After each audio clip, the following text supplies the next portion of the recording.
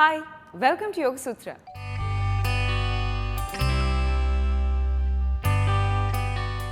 ఇవాళ యోగ సూత్రలో కృష్ణ గారు మనందరికీ ఏ ఆసనం పరిచయం చేయబోతున్నారో చూద్దాం.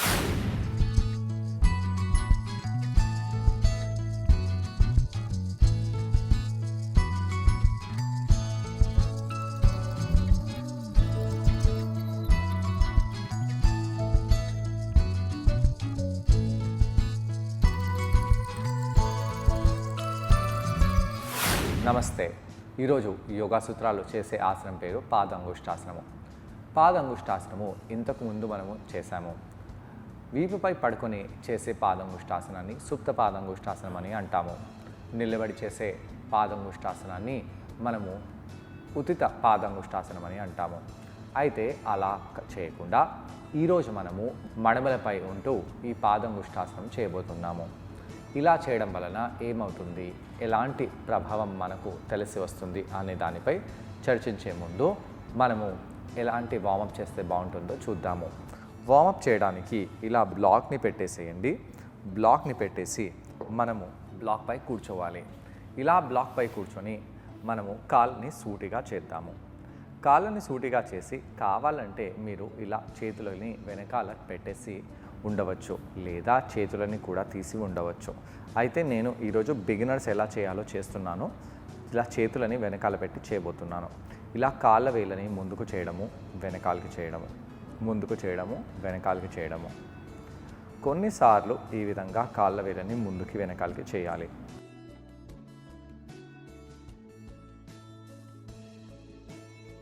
ఇలా చేయడం వలన కాళ్ళల్లో ఉండే కండరాలు, అలానే లోవర్ బ్యాక్లో ఉండే కండరాలపై కూడా ప్రభావం పడుతుంది.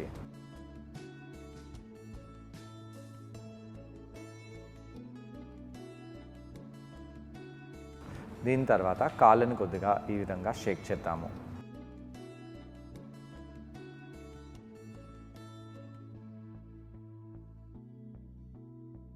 ఇప్పుడు మనము కాళ్ళని ఈ విధంగా రొటేట్ చేసి రివర్స్గా కూడా రొటేట్ చేయాలి. ఇప్పుడు మనము వీపుని నిటారుగా పెట్టి కూర్చొని వీపులో ఎలా అనిపిస్తుందో గమనించాలి. ఒక్కసారి మనము ఈ విధంగా కుడివైపు, ఎడమవైపు, కుడివైపు, ఎడమవైపు, సైడ్ టు సైడ్ స్ట్రెచ్ చేద్దాము. ఇలా సైడ్ టు సైడ్ స్ట్రెచ్ చేయడం వలన మన సైడ్ భాగాలలో ఉండే కండరాలు బాగా వార్మప్ అయిపోతాయి. అలా చేసిన తర్వాత మనము మోకాలపై వెళ్ళిపోదాము. మోకాలపై వెళ్ళిపోతూ ఇక్కడ వీపుని ఆర్చ్ చేయడము, బ్యాక్ని రౌండ్ చేయడము, వీపుని ఆర్చ్ చేయడము, బ్యాక్ని రౌండ్ చేయడము చేద్దాము.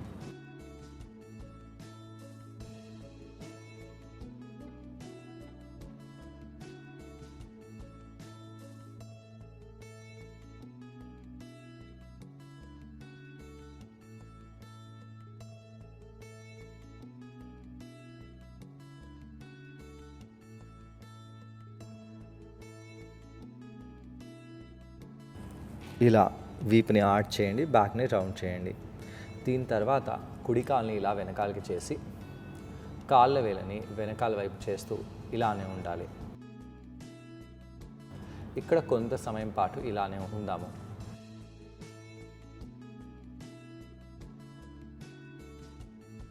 కుడి మోకాల్ని కింద పెట్టేసి ఎడమ కాల్ని అదే విధంగా వెనకాలకి అనండి.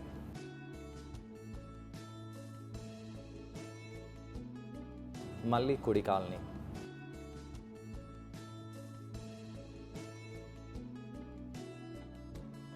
లెఫ్ట్ కాల్ని. ఇలా చేసిన తర్వాత కొన్నిసార్లు చేసి ఇప్పుడు మనము ఈ విధంగా చైల్డ్స్ పోజ్లో వెళ్దాము. చైల్డ్స్ పోజ్లో వెళ్ళినప్పుడు కాళ్ళ వేళ్ళని ఈ విధంగా లోపలి వైపు చేయండి. మళ్ళా వెన్నుముక కింది భాగంలో ఎలా అనిపిస్తుందో గమనించాలి.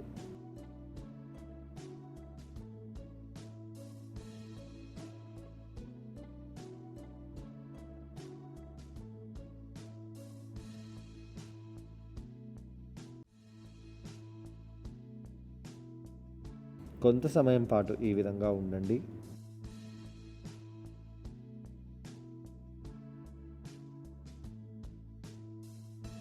దాని తర్వాత పైకి వచ్చేసేయండి. ఈసారి మనము అధోముఖ శ్వానాసనంలో ఉండాలి.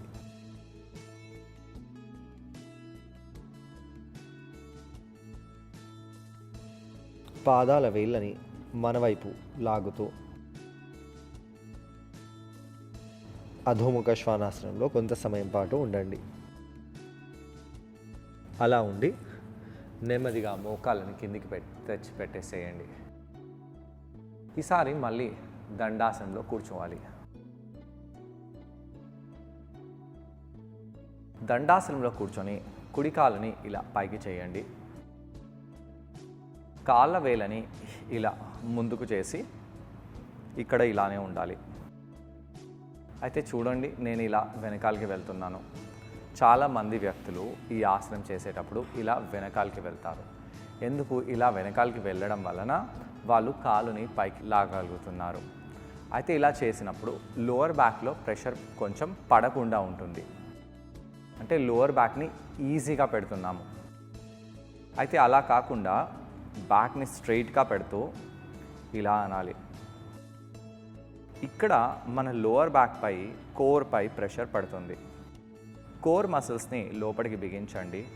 బిగించి ఇలా కొన్ని సెకండ్ల పాటే ఉండగలుగుతారు. అదేవిధంగా రెండో వైపు కూడా ఇలా కాల్ని పైకి లేపండి, కింద పెట్టేసేయండి. చాలామంది ఏం చేస్తారు, ఇలా కాల్ని పైకి లేపుతారు. ఇలా కాల్ని పైకి లేపడంతో ఏమీ మనకు బెనిఫిట్ అనేది ఉండదు. కావాలంటే మీరు కింద కూర్చొని ఇలా కాలుని పైకి లేపవచ్చు, లేదా ఈ విధంగా కాళ్ళని పైకి లేపవచ్చు. ఎప్పుడైతే మీరు ఈ విధంగా కాళ్ళని పైకి లేపుతారో అప్పుడు మన లోవర్ బ్యాక్ కోర్ పై ప్రెషర్ అనేది పడుతుంది. ఈ ఆసనాన్ని మనం నిలబడి కూడా చేయవచ్చు. అయితే ఒకవేళ ఇవన్నీ మీతో అవ్వకపోతే ఏం చేయాలి? డైరెక్ట్గా నిలబడి కనీసము మనము కాలుని ఇంత పైకి లేపాలి. ఇలా లేపి ఈ కాలుని సూటిగా పెట్టి ఇక్కడ బ్యాలెన్స్ చేయండి. పాదాంగుష్టాసనంలో కాళ్ళ వేలని పట్టుకోకుండా ఈ విధంగా ఉంటూ మనము పాదాంగుష్టాసనం చేయవచ్చు. బిగినర్స్ లెవెల్లో ఈరోజు మనము ఈ ఆసనం చేస్తున్నామని ఇంతకుముందు డిస్కషన్ చేశాము. అయితే బిగినర్స్ కాళ్ళని ఎక్కువ హైట్లో తీసుకొని రాలేరు. అడ్వాన్స్గా ఈ ఆసనం చేసేవాళ్ళు మన నాభి హైట్లో కూడా కనీసము కాళ్ళని లేపగలుగుతారు. అలా కాకుండా ఇలా బిగినర్స్ చేయగలిగేలాగా కాళ్ళ వేలని ముందుకు చేస్తూ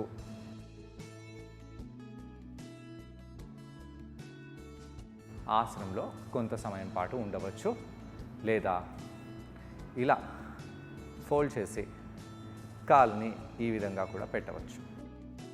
ఇవన్నీ ఏం చేస్తున్నాయి?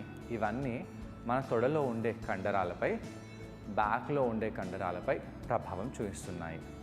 అయితే ఈ బ్యాక్లో ఉండే కండరాలపై, తొడలో ఉండే కండరాలని స్ట్రెంథన్ చేయడానికి ఈ ఆసనాన్ని మనము వాడుతున్నాము. మన తొడ కండరాలు సాధారణంగా వీక్గా ఉంటాయి. ఎందుకు? కాళ్ళని మనము అంత ఎక్కువగా యూస్ చేయటం లేదు. ఎక్కువగా మనము నడవము, పరిగెత్తటం లేదు, ఇవన్నీ చేయటం లేదు. కాబట్టి కాళ్ళల్లో ఉండే కండరాలు చాలా బలహీనంగా అయిపోతాయి. లోవర్ బ్యాక్ కండరాలు చాలా వీక్గా కూడా ఉంటాయి. ఎందుకు? మనం ఎక్కువ సమయం పాటు కూర్చొని ఉంటాము లేదా పడుకుంటాము. ఇలా చేయడం వలన లోవర్ బ్యాక్లో కర్వ్ అనేది అవుతుంది. అలానే ఛాతిని ఇలా ముందుకంటూ ఉంటాము. దానివలన లోవర్ బ్యాక్పై ప్రెషర్ పడి అక్కడ కూడా ప్రాబ్లమ్స్ అనేవి వస్తుంటాయి. చాలా మంది వ్యక్తులు టీవీ చూడడము లేదా ఈ విధంగా సిస్టంపై పనిచేయడం అవుతుంది. దాంతో నెక్పై ప్రెషర్ పడి లోవర్ బ్యాక్పై కూడా ప్రెషర్ అనేది తెలుస్తుంది. అయితే ఇవన్నిటి సమస్యలతో బయటపడడానికి ఈరోజు చేసే ఈ ఆసనం మనకు చాలా అవసరము. ఈ విధంగా మనము హీల్స్ పై ఉండి ఈ విధంగా కాలుని బ్యాలెన్స్ చేయాలి. దీంతో ఏమవుతుంది, ఈ తొడలో ఉండే కండరాలు, కాళ్ళల్లో ఉండే కండరాలు, లోవర్ బ్యాక్ పై బాగా ప్రెషర్ పడుతుంది. పుత్తి కడుపుని లోపలికి బాగా బిగించి ఇక్కడ ఇలానే ఉండండి. ఈ యొక్క ఆసనంలో మీరు కాలుని అంత ఎక్కువగా కూడా తీసుకొని రాలేరు. ఇక్కడ మూమెంట్కి స్కోప్ తక్కువగా ఉంది కాబట్టి, అలానే భూమి యొక్క గురుత్వాకర్షక శక్తి కూడా మన కాలుని బాగా కిందికి లాగుతుంది. అయితే ఈ విధంగా మడమలపై ఉండండి, బ్లాక్స్ని మ్యాక్సిమం హైట్లో పెట్టండి, ఇలా బెండ్ చేయండి, బ్యాక్ని రౌండ్ చేయండి. అలా చేస్తూ ఇప్పుడు ఈ కాలుని ఈ విధంగా ముందుకు తీసుకొని రావచ్చు. ఇలా చేసినప్పుడు ఈ యొక్క పృష్ఠభాగము హీల్పై ఉండాలి. ఈ తొడ కండరంపై ఎలాంటి ప్రభావం పడుతుందో గమనించాలి. ఈ తొడలో 4 కండరాలు ఉంటాయి, అందుకే దీన్ని క్వాడ్రిసెప్ కండరం అని అంటారు. కాబట్టి ఈ తొడపై మనం కంపల్సరీగా ఆసనాలను చేయాలి. చేస్తేనే ఈ 4 కండరాలు బలంగా దృఢంగా తయారవుతాయి. ఈ ఆసనాన్ని ట్రై చేయడానికి కృష్ణ గారితో పాటు నేను కూడా జాయిన్ అవబోతున్నాను. మా ఇద్దరిని చూసి ఈ ఆసనాన్ని మీరు కూడా ట్రై చేయండి. నమస్తే. ఈరోజు యోగా సూత్రాలు చేసే ఆసనం పేరు పాద అంగుష్టాసనము. పాద అంగుష్టాసనంలో మనము కాళ్ళ వేళ్ళని పట్టుకొని ఆసనం చేస్తాము. అది కాకుండా కాళ్ళని బ్యాలెన్స్ చేస్తూ కూడా ఆసనం చేస్తాము. దాన్ని మనము పాద అంగుష్టాసనం అని అంటాము. ఈ యొక్క పాద అంగుష్టాసనం మనము వీపుపై పడుకొని చేస్తాము, నిలబడి కూడా చేస్తాము. ఈరోజు అలా చేయకుండా మన హీల్స్పై ఉంటూ, మోకాళ్ళపై ఉంటూ ఈ బ్యాలెన్స్ ఆసనాన్ని చేద్దాము. ఈ యొక్క ఆసనము చేయడం వలన మన తొడ కండరంపై బాగా తీవ్రంగా ప్రభావం పడుతుంది. తొడలో 4 కండరాలు ఉంటాయి. ఈ యొక్క కండరాన్ని మనము క్వాడ్రిసెప్ అని అంటాము. క్వాడ్రిసెప్ కండరంపై ప్రభావం పడి ఆ యొక్క కండరము బాగా బలంగా దృఢంగా కావాలంటే ఇలాంటి ప్రక్రియలని మనం చేయాలి. అయితే ముందుగా వార్మప్ చేసి దాని తర్వాత ఈ యొక్క ఆసనాన్ని మనం చేద్దాము. మనము దండాసనంలో కూర్చోవాలి. బ్లాక్ని పృష్ఠభాగాల కింద పెట్టేసి దండాసనంలో కాళ్ళని స్ట్రైట్ చేసి కూర్చుందాము. కాళ్ళని సూటిగా చేయండి. కాళ్ళ వేలని మన వైపు లాగాలి. ముందు వైపు కూడా స్ట్రెచ్ చేయాలి. మన వైపు లాగాలి, ముందు వైపు స్ట్రెచ్ చేయాలి. ఇలా కొన్నిసార్లు మనము కాళ్ళని మన వైపు లాగడము, ముందు వైపు చేయడము చేయాలి. ఈ విధంగా చేసి కాళ్ళని మనము గుండ్రంగా రొటేట్ చేద్దాము. సర్కిల్స్లో యాంకిల్స్ని రొటేట్ చేస్తూ యాంటీ క్లాక్ వైజ్లో కూడా సర్కిల్స్ని మనము రొటేట్ చేయాలి. ఇలా చేయడం వలన మన యొక్క కాళ్ళ కండరాలు కొద్దిగా ఫ్రీగా అయిపోతాయి. కాళ్ళని షేక్ కూడా చేయవచ్చు. ఇప్పుడు మనము ఆ కుడి కాలుని గాలిలో తెచ్చిపెట్టాలి. ఇలా తెచ్చినప్పుడు మనము చేతులని సపోర్ట్ తీసుకోవచ్చు. తీసుకోకుండా చేయగలిగితే చాలా మంచిది. అయితే ఇక్కడ అంత ఎక్కువగా లీన్ అవ్వకూడదు. బిగినర్స్ లీన్ అవుతారు. అయితే ఈరోజు మనము బిగినర్ స్టేజే చేస్తున్నాము కాబట్టి కొంచెం లీన్ అయితే పర్వాలేదు. కాళ్ళ వేళ్ళని ముందు వైపు చేయండి. ఇలా కొంత సమయం పాటు ఉండండి. కాళ్ళలో ఎలా అనిపిస్తుందో గమనించాలి. కిందికి వచ్చేసి రెండో వైపు కూడా ఇదే ఆసనాన్ని చేద్దాము. కనీసం 10 సెకండ్లు మాత్రమైనా ఈ ఆసనంలో ఉండడానికి ప్రయత్నించాలి. ఇలాంటి కష్టమైన ఆసనాలు ఎక్కువ సమయం పాటు చేయలేరు. అయితే చేయడం వలన స్ట్రెంగ్త్ అనేది పెరుగుతుంది. పాదాన్ని కింద పెట్టేసేయండి. ఇలా చేసిన తర్వాత మనము కాలు యొక్క బొటన వేలుని పట్టుకొని ఆ యొక్క పాదాన్ని పైకి తీసుకొని రావాలి. మోచేతిని బెండ్ చేయండి. కాలు కింద ఎలా అనిపిస్తుందో గమనించాలి. పాదాన్ని బాగా పైకి లాగుతూ శ్వాస తీసుకుంటూ మోచేతిని బెండ్ చేయండి.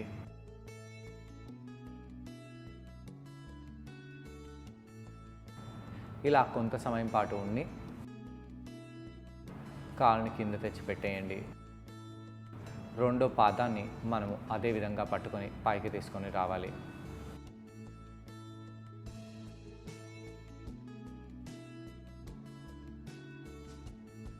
శ్వాస తీసుకుంటూ వదిలేస్తూ ఇక్కడ అలానే ఉండాలి. ఎలా అనిపిస్తుందో గమనించండి.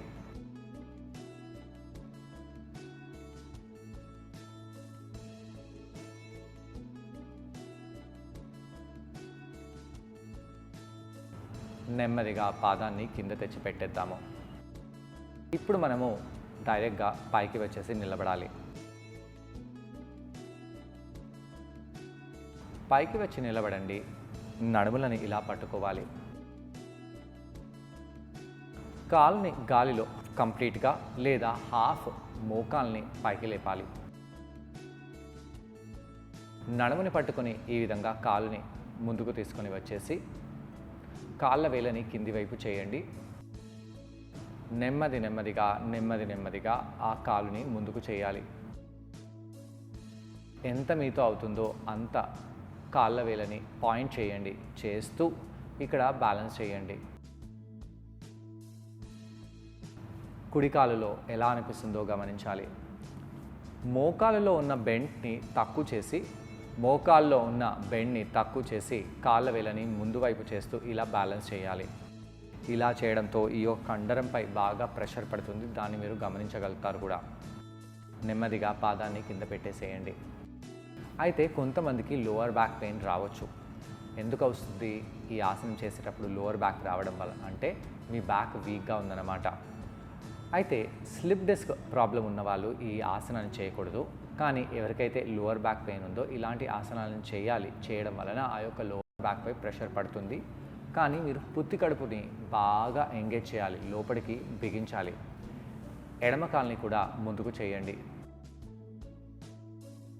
అయితే ఎడమ కాలుని పైకి లేపాలంటే కొద్దిగా కష్టంగా భావిస్తాము. ఈ యొక్క కాలు కొంచెం లావుగా ఉండడము, ఈ యొక్క కాలులో బలహీనము ఎక్కువగా ఉండడము అనేది తెలుస్తుంది. ఫ్లెక్సిబిలిటీ కూడా ఎడమ కాల్లో తక్కువగా ఉంటుంది. పాదాన్ని కింద పెట్టేసేయండి. ఇప్పుడు మనము ఈరోజు చేసే ఆసనాన్ని చేద్దాము. మోకాళ్ళపై వెళ్ళిపోండి. మడమలని పై కూర్చోవాలి. మడమలపై ఈ విధంగా కూర్చోండి. బ్లాక్స్ని మ్యాక్సిమం హైట్లో చెరోవైపు తెచ్చి పెట్టేసేయాలి. శ్వాస తీసుకుంటూ శ్వాసను వదిలేస్తూ ఈ విధంగా బ్లాక్స్ని కింద ప్రెస్ చేయండి. కుడి కాలుని సూటిగా చేసి పెట్టాలి. ఆ కాళ్ళ వేలని మన వైపు చేసి పైకి లాగండి. ఇలా గాలిలో కొంత సమయం పాటు పెట్టి ఇప్పుడు ఈరోజు చేసే వర్షన్ కాళ్ళ వేలని ముందు వైపు చేస్తున్నాము. బ్యాక్ని కొద్దిగా రౌండ్ చేయాలి. ఆ పృష్ఠ భాగంపై కూర్చోవాలి. ఎడమ పృష్ఠ భాగము హీల్పై అలానే బ్యాలెన్స్ అయ్యుద్ది. కుడి కాలు తొడలో ఎలా అనిపిస్తుందో గమనించండి. కాలుని కింద పెట్టవేయచ్చు కూడా. పృథ్వీ యొక్క గురుత్వాకర్షక శక్తి మన కాలుపై పడడం వలన మనకు ఈ యొక్క ఆసనం కష్టంగా భావిస్తాము. ఈ విధంగా బ్యాలెన్స్ చేయడం వలన కాళ్ళల్లో స్ట్రెంగ్త్, ఎండ్యూరెన్స్ పెరగడంతో పాటు మనకు ఫోకస్ కూడా పెరుగుతుంది. రెండో వైపు కూడా ఇదే ఆసనాన్ని చేయండి. ఇలాంటి ఛాలెంజింగ్ ఆసనాస్ మనము చేస్తూ ఉండాలి. కొంత సమయం పాటు ఇక్కడ కూడా ఇలానే ఉండి పాదాన్ని కింద తెచ్చి పెట్టేసేయండి. చూసారు కదండి, ఈ ఆసనం పేరు పాదంగుష్టాసనం. ఈ ఆసనాన్ని మనం బ్లాక్ సహాయంతో చేసాం. ఈ ఆసనం చేయడం వలన కోర్ స్ట్రెంగ్త్ బాగా పెరుగుతుంది. అలాగే కాళ్ళ కండరాలకు చాలా మంచిది. కాళ్ళ కండరాలు బాగా బలంగా దృఢంగా తయారవుతాయి. వెన్ను కింది భాగానికి కూడా ఈ ఆసనం చాలా మేలు చేస్తుంది. మళ్ళీ మొదటి వైపు ఇదే ఆసనాన్ని చేద్దాము.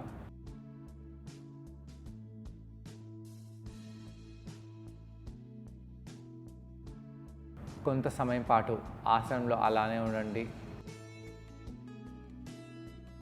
కాళ్ళని మార్చి రెండో వైపు కూడా ఇదే ఆసనాన్ని చేద్దాము.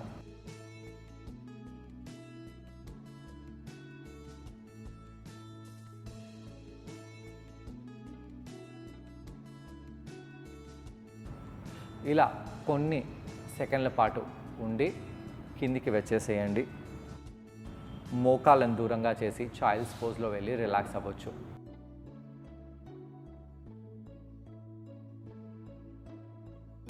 ఇలా కౌంటర్ చేయడం వలన కాళ్ళ కండరాలు బాగా రిలాక్స్ అయిపోతాయి. అలాగే కోర్ కూడా కొంచెం రిలాక్స్ అయిపోతుంది.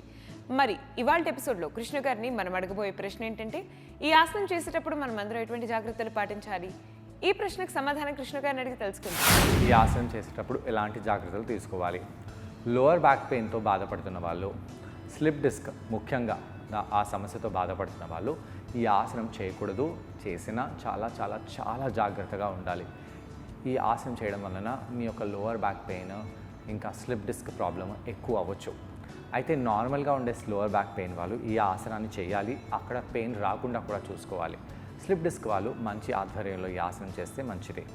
అలానే ఈ ఆసనం చేసేటప్పుడు ఎవరి శరీర కింది భాగం అయితే లావుగా ఉందో వాళ్ళు జాగ్రత్తగా చేయాలి. వాళ్ళు కాళ్ళు పైకి లేపడానికి, లేదా వాళ్ళు అలా బ్యాలెన్స్ చేయడానికి, లేదా వాళ్ళ వెయిట్ అంతా కాళ్ళ వేళ్ళు ఇంకా మడమలపై ఉండడానికి కష్టంగా భావిస్తారు. సో చూసారు కదండి ఇవాళ ఎపిసోడ్లో పాద అంగుష్టాసనం. మరి ఈ ఆసనాన్ని మీరందరూ తప్పకుండా ట్రై చేసి మీ కోర్ స్ట్రెంగ్త్ని బాగా డెవలప్ చేసుకోండి. తిరిగి రేపటి ఎపిసోడ్లో మరో ఆసనంతో ఇంకొన్ని బెనిఫిట్స్తో మనం మళ్ళీ కలుసుకుందాం. అంతవరకు టేక్ కేర్, బాయ్.